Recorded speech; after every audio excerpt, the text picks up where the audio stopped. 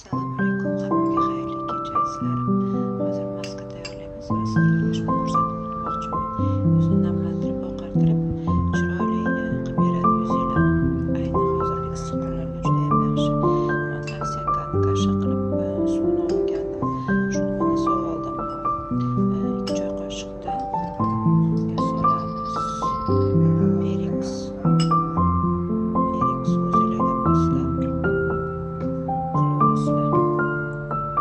Zaytun yog'i, yo bo'lmasa vitaminga, yo bo'lmasa kastorovый maslo solishingiz mumkin.